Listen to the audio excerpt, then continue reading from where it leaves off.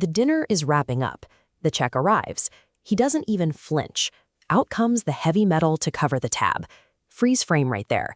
That specific flex, the casual display of financial weight to secure attraction, serves as the ultimate modern performance of a very old biological instinct, hypergamy.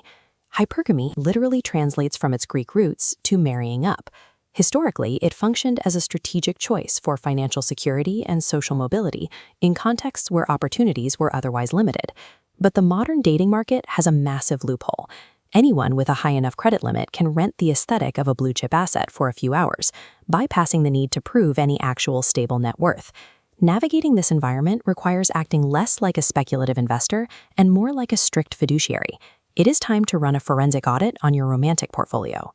When a partner provides resources or handles logistics with ease, the resulting rush of attraction stems from deep within the limbic system, a vestige of ancient survival circuitry. This chart tracks the biological market. Historically, choosing a partner who secured literal shelter and food increased survival. In the modern era, that survival signal morphs into abstract social proof: credit cards, followers, and luxury logos. Now, the correlation to actual security is highly erratic.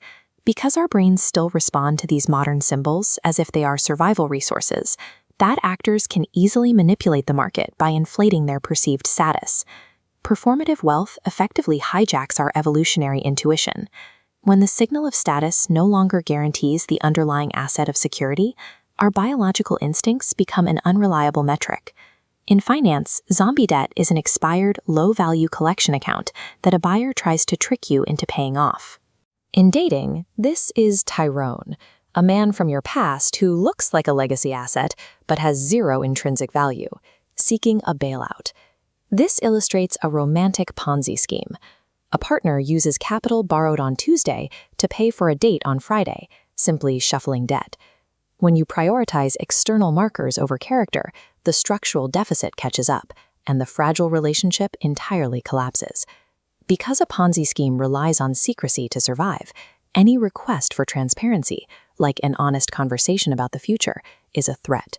This is why fraudulent partners deploy aggressive conversational karate chops to deflect accountability and keep the audit from happening. When a partner relies on hype and evasion to mask a total lack of emotional capital, they are, by every metric, bankrupt. Maintaining this unaudited performance forces both partners to adhere to a rigid, status-driven script.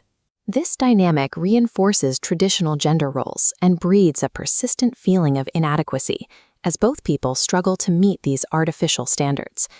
Staying in a relationship that prioritizes performance over growth represents a massive cost of unrealized emotional gains. You are wasting capital on a liability while hoping it turns into an asset.